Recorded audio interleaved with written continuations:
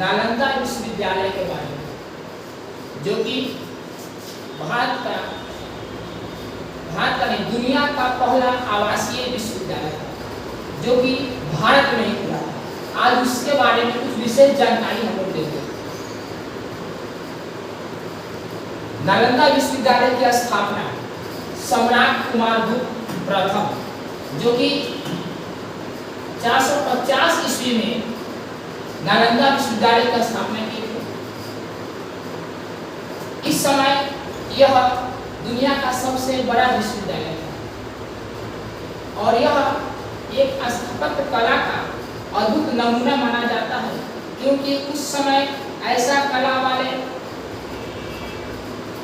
विश्वविद्यालय कहीं नहीं था, यानी कि दुनिया का सबसे अजूबा था। इसके बारे में विशेष कुछ जानेंगे नालंदा विश्वविद्यालय के इतिहास के बारे में।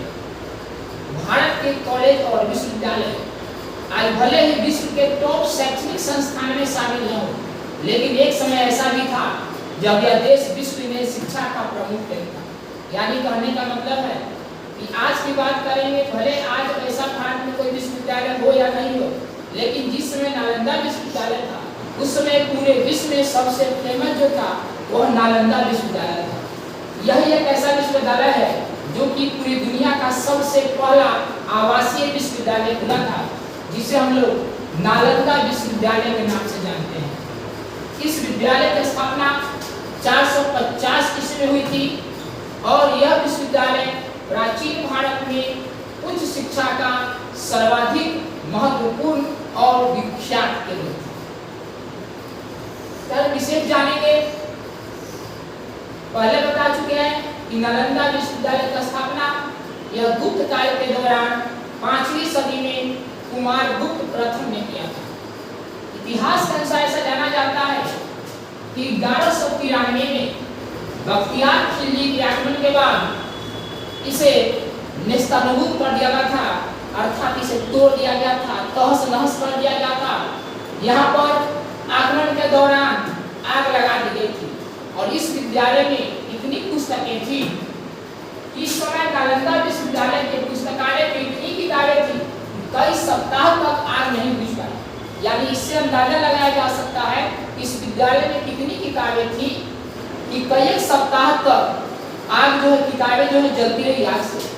यानी कितना बड़ा विश्वविद्यालय आज तक कोई नहीं खुला। इस आक्रमण में यहाँ कार्य करने वाले कई जो धर्माचार्य थे और भिक्षुक थे, उनको भी मार डाला गया था। प्राचीन नालंदा विश्वविद्यालय का पूरा परिसर एक विशाल दीवार से घिरा हुआ था। यानी कहने का मतलब है कि यह जो विश्वविद्यालय था, इसकी जो चार दीवारी थी, यह काफी मोटे दीवार से घिरा हुआ था, जिसमें प्रवेश के लिए एक मेन गेट था, मुख्य द्वार था। उत्तर से दक्षिण की ओर मठों की कतारें थी, क्रमबद्ध थी और उनके सामने बहुत सारे भव्य स्तूप और मंदिर बने थे। मंदिरों में बुद्ध भगवान की सुंदर मूर्तियां भी स्थापित की गई थी, जो कि अब नष्ट हो चुकी है। पहले थी, अभी नहीं है। नालंदा विश्वविद्यालय की दीवार की बात करेंगे, उनकी दीवार इतनी ज्यादा चौड़ी थी, इतनी ज्यादा चौड़ी थी कि आज भी अगर उसका शेष पर एक ट्रक चलाया जाए तो आसानी से ट्रक चल जाएगा। यानी आजकल की दीवारें जो होती है वो काफी संकरी होती है, पतली होती है, पर उस समय की बात करेंगे नालंदा विश्वविद्यालय की दीवारें इतनी चौड़ी थी कि आज उसका शेष पर बात करेंगे तो आसानी से ट्रक चल सकता है। पटना से 90 किलोमीटर और बिहार शरीफ से करीब 12 किलोमीटर दूर दक्षिण में आज भी नालंदा विश्वविद्यालय का जो खंडहर है वह स्थित है। इसकी कुछ रोचक बातें जानते हैं। नालंदा विश्वविद्यालय स्थापत्य कला का एक अद्भुत ही नमूना माना जाता है और हमें यह जानकर हैरानी होगी कि इस विद्यालय में लगभग 300 कमरे थे और 7 बड़े बड़े कक्ष और अध्ययन के लिए 9 मंजिला एक विशाल पुस्तकालय था, जो कि आज भी इतना कमरा वाला विश्वविद्यालय देखने को नहीं मिलेगा जितना उस समय था, जिसमें एक समय में लगभग 3 लाख से भी अधिक किताबें मौजूद होती थी। यानी उस लाइब्रेरी की बात करेंगे नालंदा विश्वविद्यालय की, इस लाइब्रेरी में लगभग 3 लाख से ज्यादा किताबें रहती थी। आज के समय में यह पॉसिबल नहीं है। अगर कहा जाए तो तक्षशिला के बाद दुनिया का सबसे प्राचीन विश्वविद्यालय नालंदा विश्वविद्यालय को माना जाता है, जो कि 800 साल तक यह अस्तित्व में जो है बना रहा। इस विद्यालय में विद्यार्थियों का चयन मेरिट के आधार पर होता था, यानी इस विद्यालय में पढ़ने वाले जो विद्यार्थी होते थे उनको मेरिट के आधार पर इसमें एडमिशन दिया जाता था और यहाँ छात्रों को निःशुल्क शिक्षा दी जाती थी, कोई पैसा नहीं आता। इसके साथ उनका रहना खाना पीना पूरी तरह से निःशुल्क था। इस विद्यालय की बात करेंगे, विश्वविद्यालय के एक समय में 10,000 से ज्यादा विद्यार्थी जो है शिक्षा ग्रहण करते थे और 2700 से ज्यादा अध्यापक जो है वहां पर कार्यरत थे शिक्षा देने के लिए।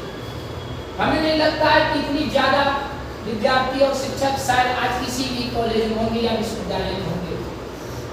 नालंदा में सिर्फ भारत ही नहीं बल्कि दुनिया के लगभग देशों से, कोरिया, जापान, चीन, तिब्बत, इंडोनेशिया, ईरान, ग्रीस, मंगोलिया समेत कई दूसरे देश के छात्र भी पढ़ने के लिए नालंदा विश्वविद्यालय में एडमिशन करा चुके थे। नालंदा की स्थापना 5वीं शताब्दी में गुप्त वंश के शासक सम्राट कुमार गुप्त के द्वारा किया गया था। इसे महान सम्राट हर्षवर्धन और पाल शासकों का भी संरक्षण मिला। नालंदा में खुदाई के दौरान ऐसी कई मुद्राएं भी मिली है जिसे इस बात की पुष्टि होती है कि उस समय का नालंदा विश्वविद्यालय जो था वह काफी ज्यादा जो है पुराना। इस विश्वविद्यालय की स्थापना का उद्देश्य ध्यान और अध्यात्म के लिए एक स्थान बनाने से था, यानी इसका विशेष उद्देश्य था कि एक अध्यात्म का केंद्र हो जहाँ पर बच्चे आसानी से अध्ययन कर सके, बिना किसी टेंशन के आसानी से रहे और अध्ययन कर सके। ऐसा भी कहा जाता है कि गौतम बुद्ध ने कई बार यहाँ की यात्रा की और यहाँ पर रुककर ध्यान लगाया। यानी यहाँ की बात करेंगे नालंदा में तो गौतम बुद्ध जब यात्रा किए थे तो यहाँ कई बार रुके थे और यहाँ पर उन्होंने ध्यान लगाया था। इतिहास के अनुसार नालंदा विश्वविद्यालय में एक धर्म कुंज नाम की एक लाइब्रेरी थी। ऐसा जाना जाता है या इतिहास में ऐसा जाना जाता है कि यहाँ पर एक लाइब्रेरी थी जिसका नाम था धर्म कुंज। इसका मतलब था सत्य का पर्वत, यानी कि हमेशा सत्य की बात होती थी, सत्य की जीत होती थी। और लाइब्रेरी के 9 मंजिल में 3 भाग थे जिनके नाम रत्न रंजक, रत्नोदधि और रत्न सागर थे।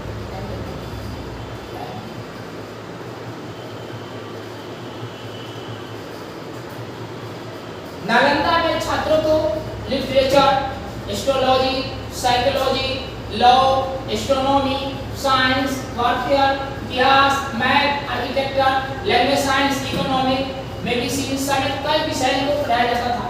यानी कि एक ही विश्वविद्यालय में लगभग सभी शिक्षा के केंद्र की बात करें, किसी विभाग की बात करें, सारे विभाग का व्यवस्था एक ही विश्वविद्यालय में किया गया था। शायद आजकल ऐसा देखने को नहीं मिलता है। इस विद्यालय में कई महान विद्वान के पढ़ाई किए थे, जिनमें मुख्य रूप से बात करेंगे हर्षवर्धन, धर्मपाल, वसुबंधु, धर्मकीर्ति, आर्यवेद, नागार्जुन इत्यादि ऐसे विद्वान हैं जिन्होंने नालंदा विश्वविद्यालय से ही पढ़ाई की थी। नालंदा यूनिवर्सिटी का इतिहास चीन के हेनसान और कित्सिंग ने खोजा था।